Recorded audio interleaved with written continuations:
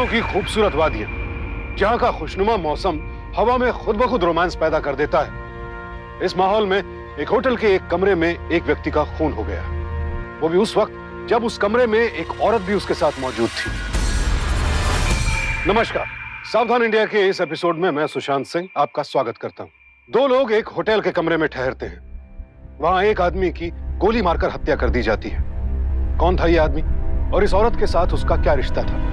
क्या ये दोनों पति पत्नी थे या फिर इन दोनों के बीच कोई और ही रिश्ता पनप रहा था? या फिर कहीं इस औरत पर कोई दबाव तो नहीं डाला जा रहा था? कौन था कातिल? बहुत से राज, बहुत से सवालात इस कत्ल के पीछे छिपे हैं। क्या थी हकीकत? आइए देखते हैं।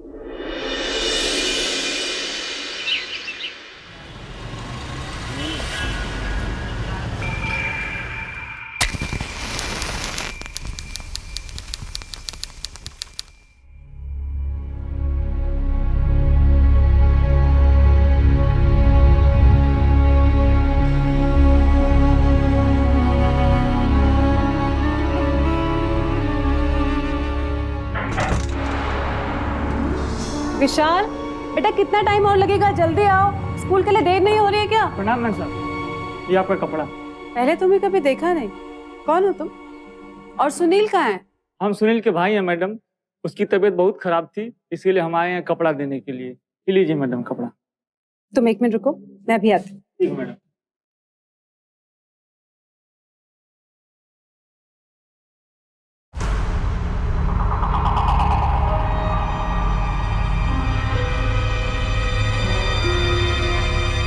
ये लो आपके पैसे और निकल, और दोबारा आने मत, समझा?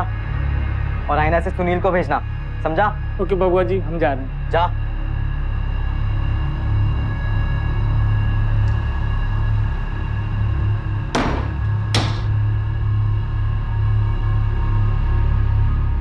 अरे ये धोबी कहाँ गया? मैंने उसे पैसे दे दिए, वो चला गया। अच्छा, बड़ा अजीब आदमी है। चलो नाश्ता करो। ये लो परोठा खाओ, स्कूल के लिए दे रहा। मम्मी, आप ऐसे स्लीवलेस कुर्ती क्यों पहनते हो? मुझे ये सब पसंद नहीं। और अगर पहनना ही है तो कम से कम दुपट्टा तो ले लिया करो। बाप रे बाप, इतना रोक टोक। तू ना अपनी दादागिरी मत दिखाया कर मुझ पे। चल नाश्ता कर।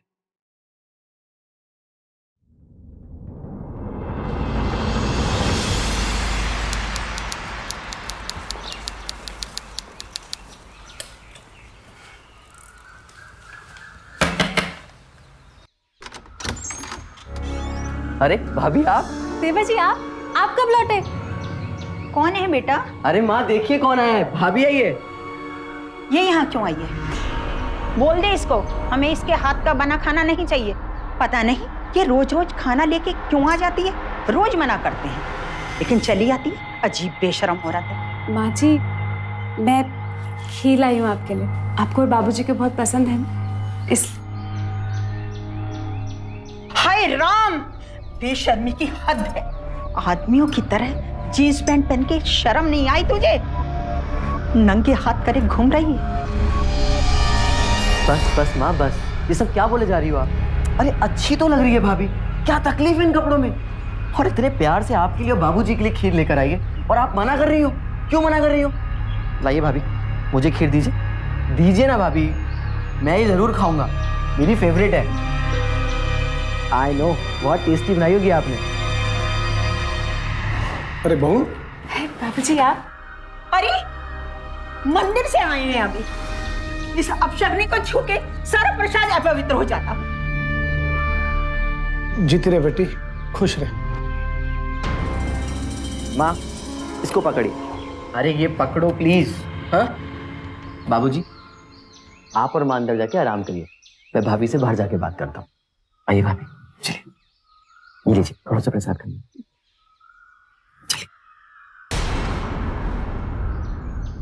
सॉरी भाभी, माँ की बात का बुरा मत मानो।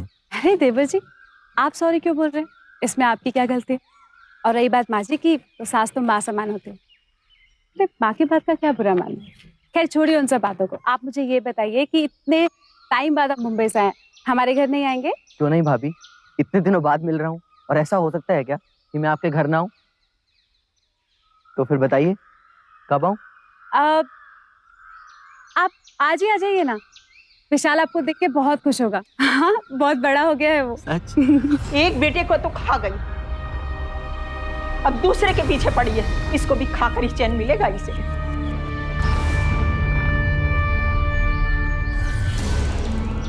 अब अच्छा देवर जी, मैं चलती हूँ, ऑफिस के लिए देर हो रही है ना। आप आइएगा जरूर, मैं इंतजार करूंगी। जरूर आऊंगा भाभी, मुझसे तो रहा नहीं जा रहा है। अगर आज आपका ऑफिस नहीं होता ना तो अभी चल पड़ता आपके साथ।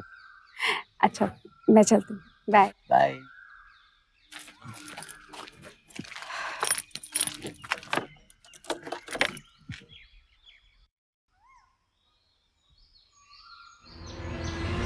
Hey. What? अभी कौन है बे तू? हाथ कैसे लगाया तूने? हैं? अपनी भावना का इधर दिखाना, तुझे पुलिस के हवाले कर दूंगा। समझ में आ रही है तुझे? चल भाग, निकल ले। चल। इधर क्या देख रहा है? क्या देख रहा है तू? रास्ता उधर है, उधर। चल चल भाई, निकल ले। चल चल चल चल। भाभी, आप ठीक हो ना? कुछ नहीं देवर जी, आप जाइए, मैं ठीक हूँ। ध्यान रखिए अपना, और ऑफिस जाकर मुझे फोन करिए। हाँ, चल। बाय।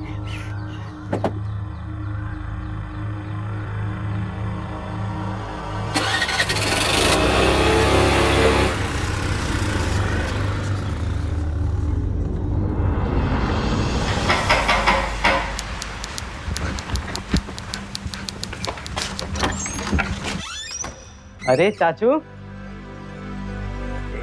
क्या कैसा है वो? अच्छा, आप कैसे हो? मैं बढ़िया हूँ। मुंबई से मेरे लिए कुछ लाए या नहीं? अरे ऐसा कैसे हो सकता है? तुमको और भाभी को भूल सकता हूँ क्या? आओ अंदर, ऐसी चीज लाया हूँ कि तुम देखते ही उछल जाओ। अच्छा, सच में? देवर जी आप? ये तुम्हारा गिफ्ट, जल्दी से खोल कर देखो कि इसमें क्या है। ये मेरे लिए? ऑफ कोर्स विशाल, तुम्हारे लिए, नहीं तो क्या मेरे लिए। अब खोल के देखो इसे। थैंक यू चाचू। पसंद आया? हाँ, बहुत अच्छा है। क्या बात है, बहुत अच्छा लग रहा है तुम्हारे हाथ पर। Thank you. और भाभी, ये आपके लिए। मेरे लिए? अरे इसकी क्या जरूरत थी? इसकी जरूरत थी भाभी। अब खोल कर देखिए इसमें क्या है।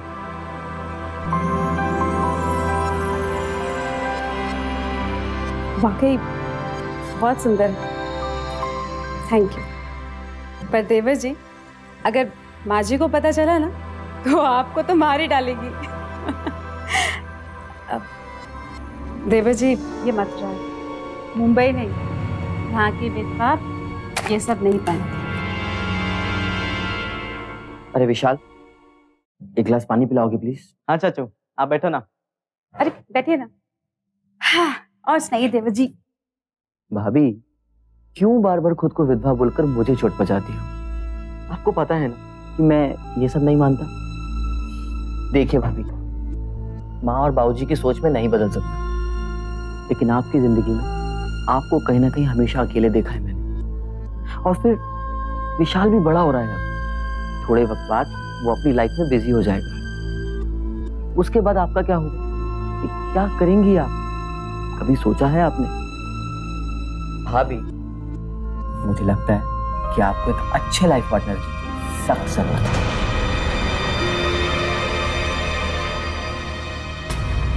वाह देवर जी, आप तो अपनी भाभी की बहुत फिक्र करते हैं। अच्छा लगा ये सब देख, लेकिन आपको अपनी भाभी की फिक्र करने की कोई जरूरत नहीं। आपकी भाभी ने कुछ ऐसे रिश्ते बनाए जो मरते दम तक मुझे कभी अकेला नहीं छोड़े, हमेशा मेरे साथ रहेंगे।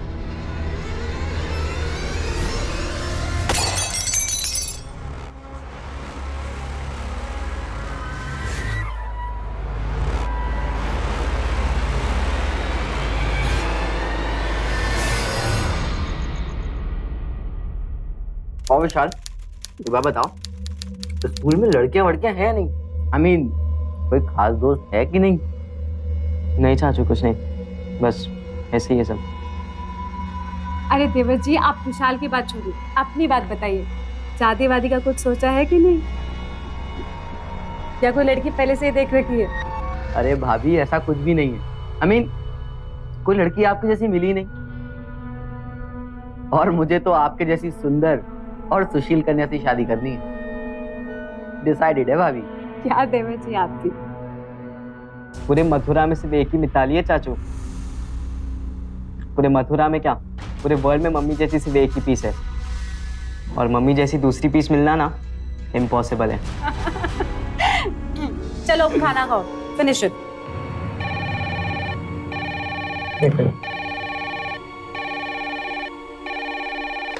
हेलो हेलो, अबे बोलता क्यों नहीं, गूंगा है क्या?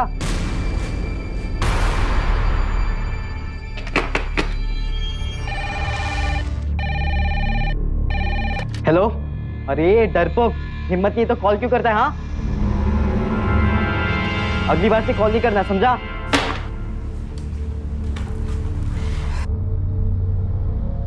क्या हुआ विशाल, किस पे भड़क रहे थे? पता नहीं चाचू, 2-3 दिन से कोई ब्लैंक कॉल कर रहा है, लेकिन मुझे पता है ये कोई आदमी है, क्योंकि पहली बार जब कॉल किया था ना तो मेरी आवाज सुनते ही इसने कॉल काट दिया था।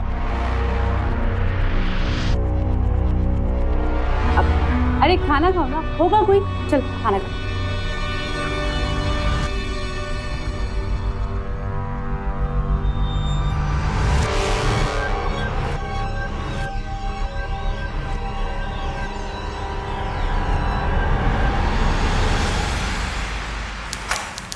गुड मॉर्निंग आदर्श एक्सपोर्ट। Yes sir.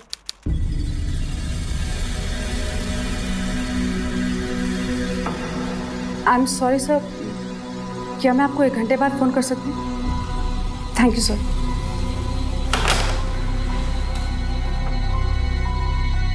जी, मैं क्या मदद कर सकती हूँ आपकी? तुम ही, सिर्फ तुम ही मेरी मदद कर सकती हो जाने मन। आप यहाँ क्या कर रहे हैं? मेरे ऑफिस में क्यों आए आप? मजबूरी थी, आना पड़ा। वो क्या है कि मेरे कान तरस गए थे तुम्हारी आवाज़ सुनने के लिए, और ब्लैंक कॉल मार मार के मैं थक गया था, सो चला आया। देखिए आप प्लीज़ ये सब मत कीजिए। अच्छा, तो चले जाते हैं, लेकिन ये जो हुआ है ना मेरे साथ, इसकी कीमत तुम्हें चुकानी पड़ेगी, और वो मैं वसूल करके रहूँगा। मिताली मैम, आपको साहब बुला रहे हैं। हाँ तुम चलो, मैं आ रही हूँ। ठीक है फिर, नमस्ते, कल मिलते हैं, तैयार रहना।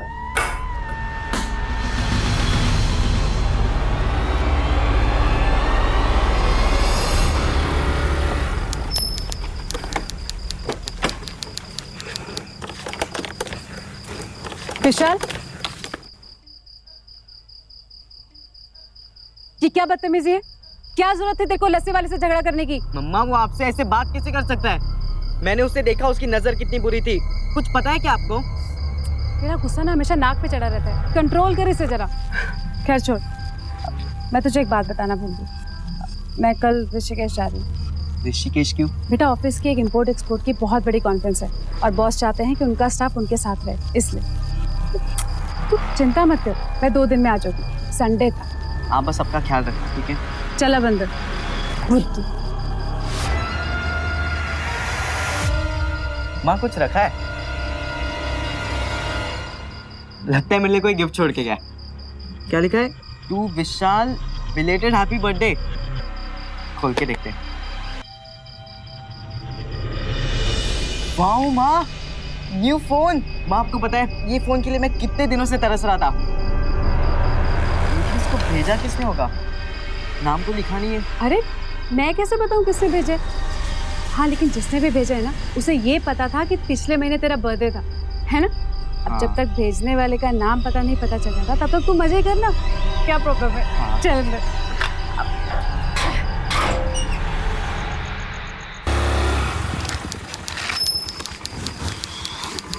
हाँ। चलो भाई, तुम्हारा डेस्टिनेशन आ गया। अच्छा बेटा, अपना ख्याल रखना। अब तू जाएगा? चल चल।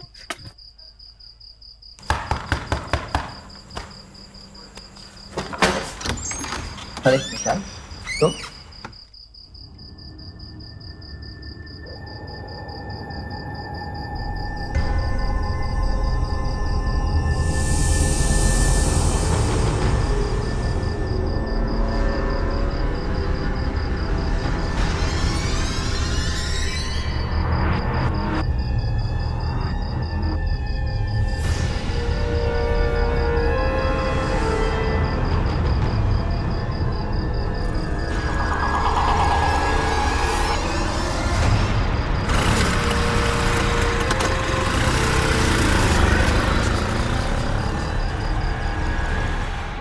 विशाल बेटा आ गया, मेरा जिगर का टुकड़ा, मेरे खानदान का चिराग। चल खाना खा ले, हम तेरी पसंद की पनीर की सब्जी बनाए हैं। दादी भूख नहीं है, मैं खा के आया हूँ। तू यहाँ क्यों नहीं रहता? दादा दादी अच्छे नहीं लगते का? नहीं दादी, ऐसी बात नहीं है। मम्मी अकेली रहती है ना, तो मम्मी को अकेला छोड़ के कैसे आऊँ? माँ, अगर ऐसी बात है तो आप भाभी को यहाँ क्यों नहीं बुला लेती हो? ये साथ में आ जाया करेगा। क्यों? मम्मी को साथ में लाना जरूरी है क्या? मैं अकेले नहीं आ सकता? अरे विशाल, क्यों नहीं आ सकते?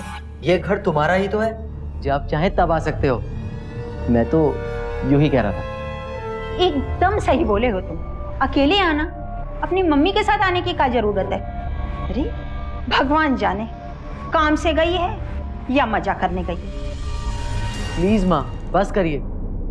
कम से कम बच्चे के सामने तो नाप शनाप मत बोलिए। अनिल बिल्कुल सही कह रहा है। क्यों बच्चे को माँ के खिलाफ भड़का रही हो?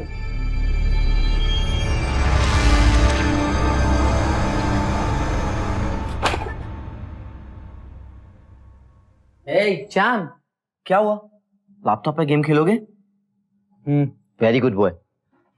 तो फिर ये लो, जितना गेम खेलना है उतना गेम खेल लो, ठीक है? लेकिन ध्यान से लैपटॉप बंद करके सोना। ओके, चलो बेबी, टेक केयर, बाय।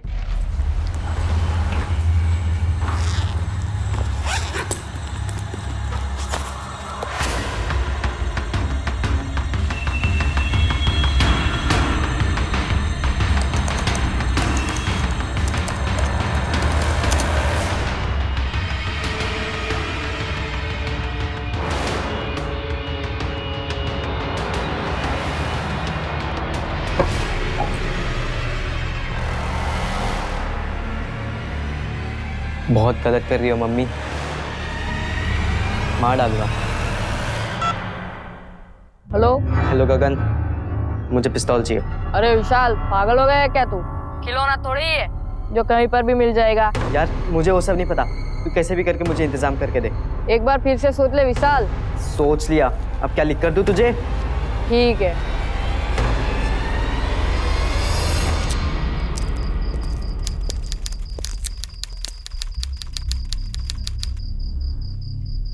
पैसा लाए हो? पहले माल देखूंगा, फिर पैसे दूंगा।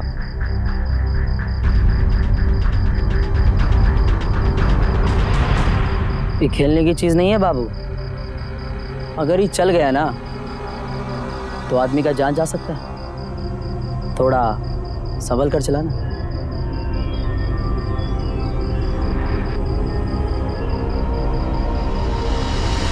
तुम्हें अपने पैसे मिल गए, तुम जाओ।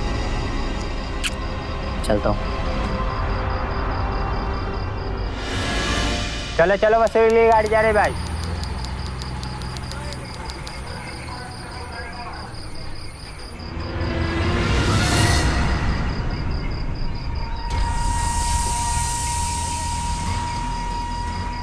आप? क्यों, किसी और का इंतजार था? इतने दिनों बाद ही सही, कुछ दिनों के लिए ही सही, कम से कम हम दोनों साथ तो होंगे। लेकिन किसी ने मैं देख लिया तो? इतने टाइम के बाद हम दोनों को एक साथ वक्त बिताने का मौका मिला है और तुम डर रही हो। सिर्फ 2 ही दिनों की बात है, मैं हूं ना, कुछ नहीं होगा। चलो चलो, मसूरी के लिए गाड़ी तैयार है। Come on.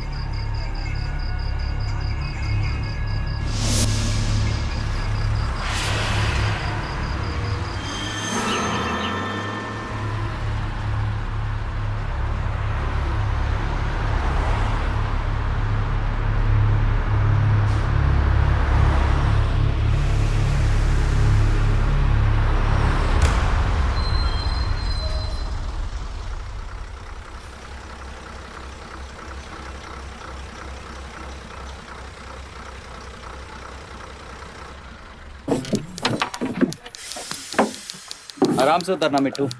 मिट्ठू? मैं क्या तुम्हारी तोती हूँ जो तुम मुझे मिट्ठू बोल रहे हो? ऑफ कोर्स, तुम मेरी तोती हो, तुम मेरी मैना हो, तुम मेरी मिट्ठू हो। मिट्ठू मैताली।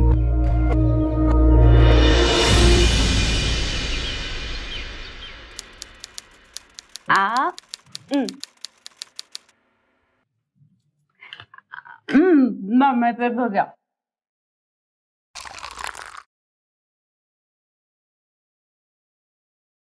मिताली, हम लोग आखिर कब तक ऐसे छुप छुप के मिलते रहेंगे?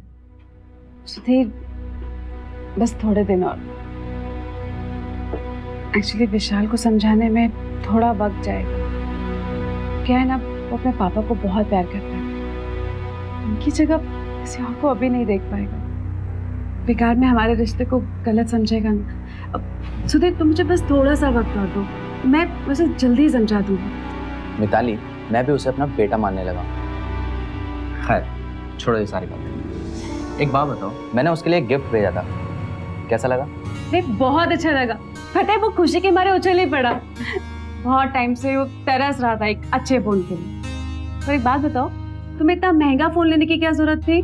जरूरत कैसे नहीं थी? आखिर बेटा है वो मेरा। और वैसे भी तुम दोनों के अलावा मेरे इस दुनिया में है ही कौन?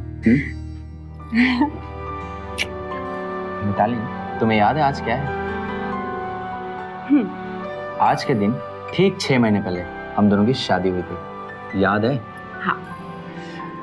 Mitali, if you don't mind, मेरा एक छोटा सा काम करोगे प्लीज? हाँ, पर क्या? इस बंद कमरे में मेरे लिए आज के दिन ये सिंदूर भर लो प्लीज।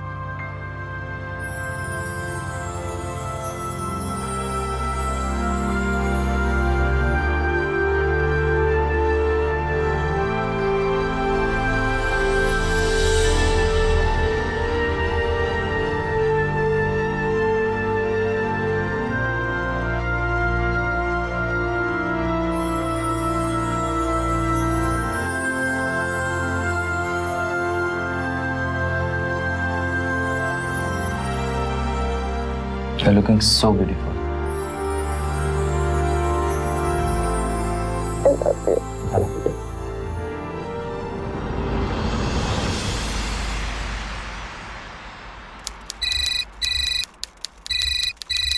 I'm damn sure ये विशाल का ही फोन होगा।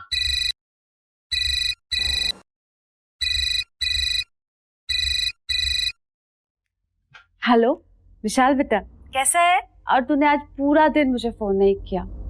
बेटा, अभी अभी मेरा कॉन्फ्रेंस खत्म हुआ है, मैं कल तक आ जाऊंगी, ठीक है? तू अपना ध्यान रखना। हाँ ठीक है मम्मी, आप भी अपना ख्याल रखना। बाय।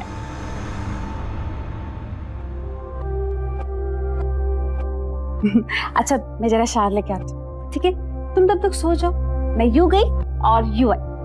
मैं तब तक सो रहा हूँ। हाँ तुम सो जाओ, मैं जल्दी आती हूँ।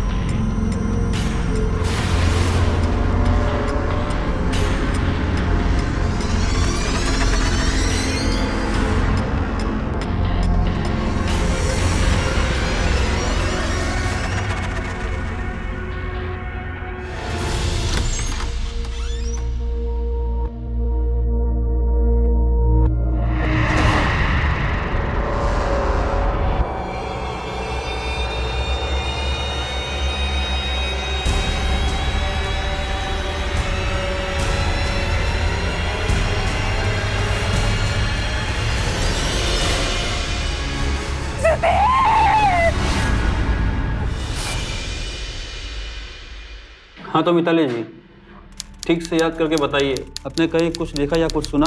सर मुझे कुछ नहीं पता, किसने किया, क्यों किया, मैं कुछ नहीं जानती। ये सुधीर की किसी के साथ दुश्मनी थी क्या, या फिर आपकी किसी के साथ दुश्मनी, या फिर आपके इस रिश्ते से किसी को परेशानी? किसी को इस रिश्ते के बारे में पता नहीं था। मैं एक विधवा हूँ, बदनामी के डर से मैंने किसी को कुछ नहीं बताया। मिताली जी, ये आपके पास कहाँ से आया? आपने तो कहा था कि आप विधवा हैं। दरअसल 6 महीने पहले मेरी सुधीर से शादी हो चुकी, और सुधीर चाहता था कि मैं विशाल को लेके हमेशा के लिए सुधीर के पास इलाहाबाद आ जाऊं। मैं सही मौका देख के विशाल को ये बताने वाली थी, लेकिन ये सब। देखिए मिताली जी, हमें मथुरा पुलिस और इलाहाबाद पुलिस को सब कुछ बताना पड़ेगा ताकि वो अपने अपने शहरों में इस केस के बारे में छानबीन शुरू कर सके। फिर तो सबको पता चल जाएगा। हाँ, पता तो चलेगा ही कि कातिल को पकड़ना है, तो ये सब करना पड़ेगा।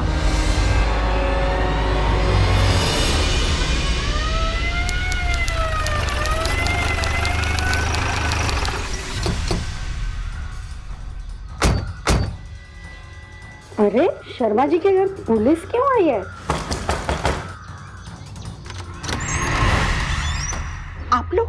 आप लोगों से आपकी वो मिताली के बारे में कुछ बात करनी थी।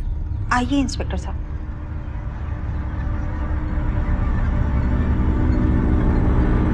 कहा हुआ मिताली को? ठीक तो है ना मिताली बिटिया? देखिए, आप लोग घबराइए नहीं, आपकी बहू को कुछ भी नहीं हुआ है, वो बिल्कुल ठीक है। लेकिन उसके साथ जो आदमी था उसका कत्ल हो गया। क्या पहचानते हैं आप इसे? यही वो आदमी है जो मिताली के साथ मसूरी में था। इसी का कत्ल हुआ है। सुन लिए ना, देख लिए अपने बहू के लक्षण। हम पहले ही कहते थे कि इस विधवा का चाल चलन ठीक नहीं है, लेकिन आप मानते ही नहीं थे। लो देख लो। अरे पहले तो हमारे बेटवा को खा गई और अब जो बचे हुए जते वो भी खा गई। हमें पता चला है आपका पोता विशाल भी आप ही के साथ रहता है। जरा बुलाइए उसे, हमें उससे भी पूछताछ करनी है। 14 साल के बच्चे से आप क्या पूछेंगे इंस्पेक्टर साहब? देखिए, हमें छानबीन तो करनी ही पड़ेगी। शायद वो इस आदमी को जानता हो। देखिए, शुक्रवार से वो घर से बाहर है। हाँ, वैसे कल फोन किया था, आज आने का कहा था। कुछ छोड़ कर गया है क्या? हाँ, एक बैग है ऊपर उसके कमरे में। चलिए दिखाइए हमें। आइए इंस्पेक्टर साहब।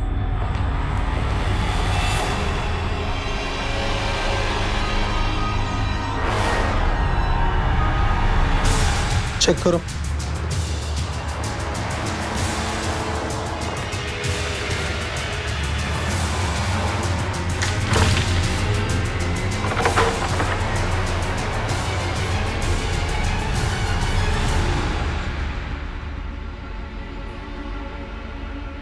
इसका मतलब विशाल सुधीर और मिताली के रिश्ते के बारे में जानता था।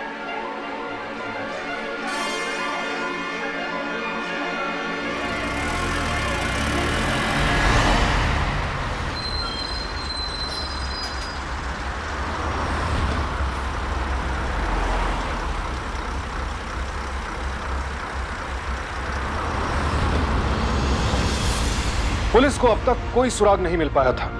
मिताली का बेटा विशाल और उसका देवर अनिल दोनों ही गायब थे और दोनों के पास कत्ल की माकूल वजह थी। उसकी मां की तरफ कोई बुरी नजर से देख भी ले तो विशाल का खून खौल उठता था। हो सकता है अनिल ने ही अपनी भाभी पर नजर रखी हो, या फिर यह भी हो सकता है कि किसी के दबाव में आकर मिताली हकीकत पर पर्दा डाल रही है। शक की सुई चारों तरफ घूम रही थी। मामला सुलझने के बजाय और उलझता जा रहा था।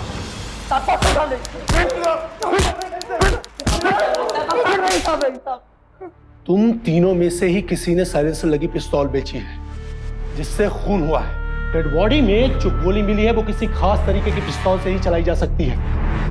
और सभी जानते हैं कि मथुरा और उसके आसपास के इलाकों में तुम 3 लोग ही हो जो अवैध हथियार का धंधा करते हो। अभी चुपचाप और सच सच बताओ, इन तीनों में से किसको तुम लोगों ने पिस्तौल बेची थी?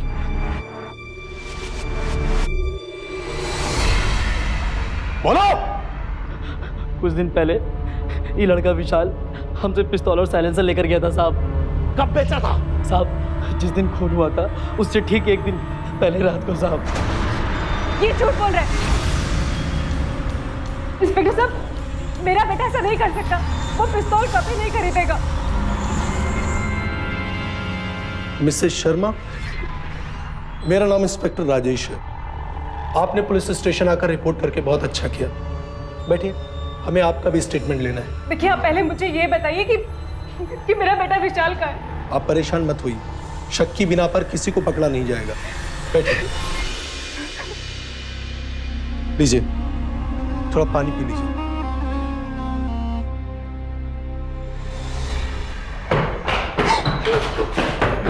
सर, ये रेड लाइट एरिया में दारू पी के पड़ा था, वहीं से उठा के लाया। देवर जी, अच्छा वो देवर जी आप आ गए। देखिए ना इन लोगों को, ये लोग विशाल को क्या अनाप शनाप बोल रहे हैं। अरे भाभी, आप यहाँ?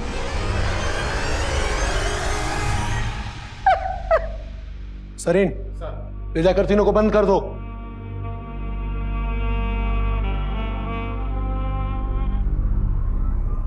ये तस्वीर तुमने खींची थी ना? अरे सर, ये तो वही गुंडा है जो उस दिन मिताली को। मेरा मतलब था कि भाभी को छेड़ रहा था। ये गुंडा नहीं है, सुधीर है, तुम्हारी भाभी का दूसरा पति। क्या? नहीं, ये नहीं हो सकता। सर, आपको जरूर कोई गलतफहमी हुई है। अरे, ये तो मुझसे प्यार करती है।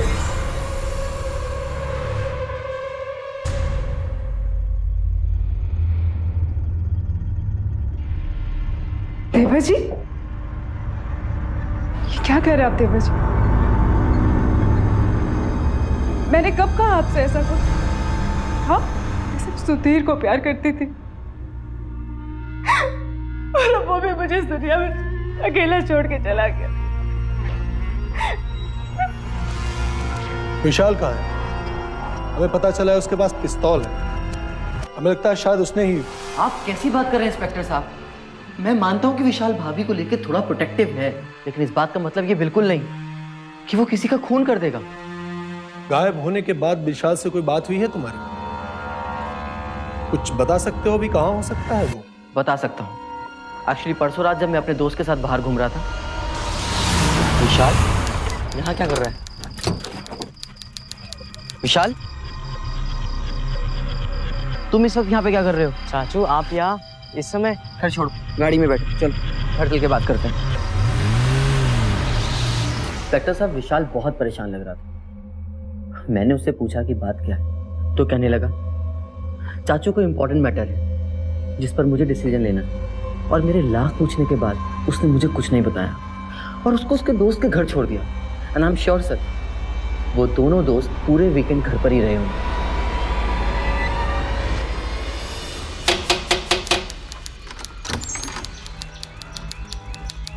विशाल कहाँ है? जी इंस्पेक्टर साहब, विशाल कल से मेरे साथ ही है, सो रहा है। आज संडे है इसलिए मैंने उसे जगाया नहीं। दिखाओ मुझे कहाँ सो रहा है।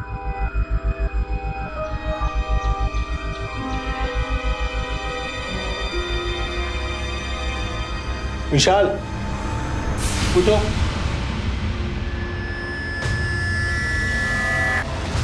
वो पिस्तौल कहाँ है जो तुमने खरीदी थी?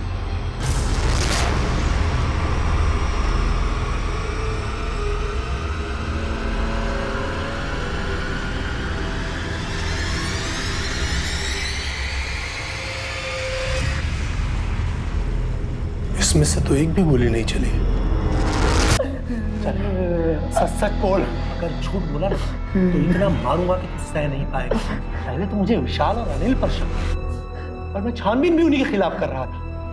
मुझे ख्याल आया कि क्यों ना तेरी भी कुछ मालूमात की जाए, आखिर तू भी तो पूरे वारदात से जुड़ा हुआ है। फिर हमने तेरे घर की तलाशी ली। तेरे घर के सामने के कचरे के ढेर से हमें यह मिला।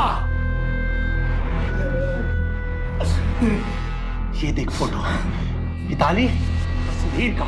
साहब, इसके बारे में हम कुछ नहीं जानते साहब। हमारे पास हम साबित कर सकते हैं कि सुधीर का कत्ल तूने ही किया था। लेकिन उससे पहले मैं ये जानना था कि तूने ऐसा क्यों किया था, क्यों कर रहा था तू सुधीर और मिताली का पीछा। सच बताएगा? बताएगा कि नहीं बताएगा? जाने से पहले तुझे मैं वो सजा दूंगा। साहब, मैं सब बताता हूँ साहब आपको। साहब, आप मुझे मत मारिए साहब, मैं आपको सब कुछ सच बताता हूँ साहब। इस सच है कि हमने ही खून किया है साहब, पर हमें खून के पैसे दिए गए। किसने दी थी तुझे सुपारी? नाम बता उसका। उसका नाम हम नहीं जानते साहब। और ना ही हमने उसे कभी देखा है साहब। वो मुझे टेलीफोन पे फोन करता था साहब, जो वो करने को कहता था साहब मैं वो करता था साहब। अब सच कह रहे साहब, क्या साहब आपने कुछ नहीं किया। सर इसकी सारी कॉल रिकॉर्डिंग आ चुकी है। तो पहले इसकी कॉल डिटेल्स ही देख लेते हैं। साहब छोड़ दो साहब।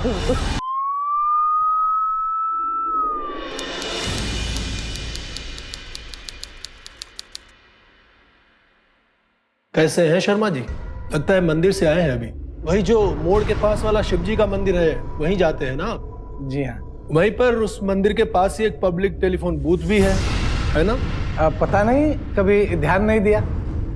और वैसे भी इंस्पेक्टर साहब, आजकल तो सभी के पास मोबाइल होता है। ये एक टेलीफोन बूथ पर जाकर कौन फोन करता है ना? जिसको अपने बहू के कत्ल की सुपारी देनी होती है वो तो जाता है ना।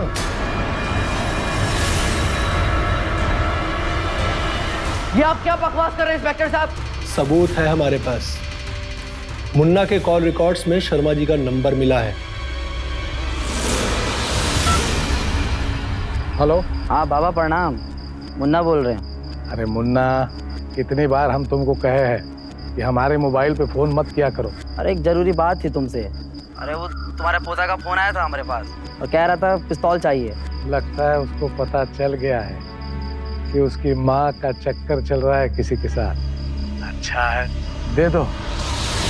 जब उनको पता चला कि मिताली जी का किसी के साथ चक्कर चल रहा है और वो अपने बॉयफ्रेंड के साथ मसूरी घूमने जा रही हैं, तो इन्हें लगा कि इससे अच्छा मौका क्या हो सकता है।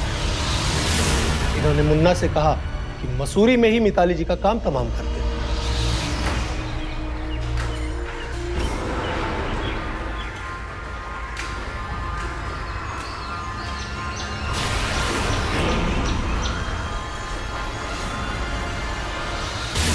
मुन्ना ने वही किया।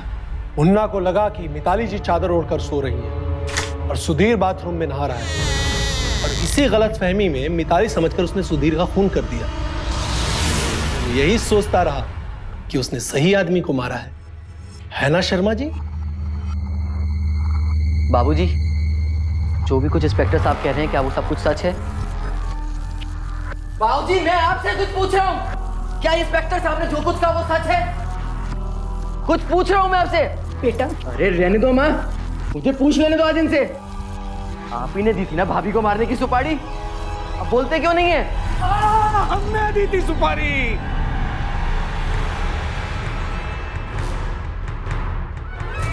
मिताली को मारने की सुपारी मुन्ना को हमने दी थी।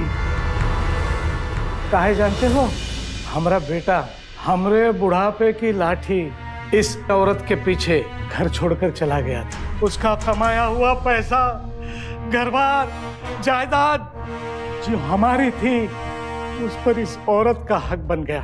अगर सुधीर से शादी कर लेती तो हमरे बेटे का खून पसीने का कमाई सुधीर का हो जाता। फिर हमने सोचा कि अगर ये चरित्रहीन औरत मर जाए तो सारी जायदाद हमारी हो जाएगी। बाबूजी, एक बार बोल देते आप हमसे, सारी जायदाद आपके नाम कर देते बाबूजी।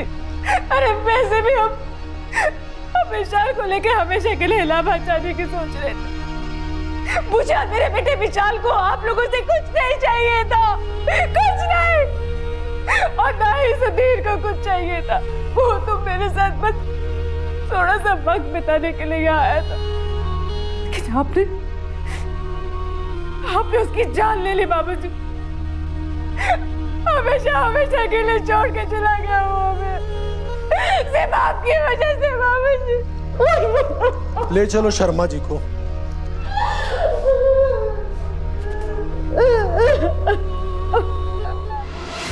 लालच में अंधा हुआ इंसान ये नहीं सोचता कि कफन में जेब नहीं होती है। भूल जाता है कि रिश्तों से बढ़कर कोई जायदाद नहीं होती। मिस्टर शर्मा पर भी यही लालच सवार था, और इस लालच में उन्होंने न सिर्फ अपनी बहू को जान से मारने की कोशिश की, बल्कि एक मासूम को मौत के घाट उतार भी दिया, और साथ ही साथ जानते बूझते हुए अपने पोते को इस साजिश में शामिल भी होने दिया। मिताली के ससुर राजेश शर्मा को कत्ल की साजिश करने, कत्ल करवाने और आपराधिक षड्यंत्र के जुर्म में आईपीसी के सेक्शन 108, 302 और 120 बी के तहत उम्र कैद की सजा सुनाई गई। उधर मुन्ना को गैर कानूनी हथियार रखने और बेचने के लिए आर्म्स एक्ट 1959 और कत्ल के लिए आईपीसी के सेक्शन 302 के तहत दोषी पाया गया और उम्र कैद की सजा सुनाई गई। विशाल को भी अवैध हथियार रखने के लिए आर्म्स एक्ट के तहत दोषी पाया गया, लेकिन चूंकि वो नाबालिग था इसलिए उसे 6 महीने के लिए चिल्ड्रन रिमांड होम भेज दिया गया। ये तमाम अपराधी कानून के शिकंजे में सिर्फ इसलिए आ पाए क्योंकि मिताली ने सच कहने की हिम्मत दिखाई और पुलिस ने भी हालात के मद्देनजर फौरन कार्यवाही की। अपराध पनपने की कई वजहें होती हैं, लेकिन सबसे ज्यादा बढ़ावा अपराधियों को मिलता है जब हम अपराध होते देखकर चुप रह जाते हैं। इसीलिए अगर आपके आसपास कुछ भी गैर कानूनी हो रहा है तो चुप मत बैठिए, आवाज उठाइए, जुर्म को जड़ से मिटाने के लिए कानून का साथ दीजिए, क्योंकि अभी नहीं तो कभी नहीं। इसी प्रार्थना के साथ अब मैं सुशांत सिंह आपसे विदा लेता हूं। फिर मुलाकात होगी यूपी में जुर्म से जंग लड़ने वाली हौसले भरी ऐसी एक और सच्ची दास्तान के साथ। देखते रहे सावधान यूपी, फाइट बैक नाउ। तो सावधान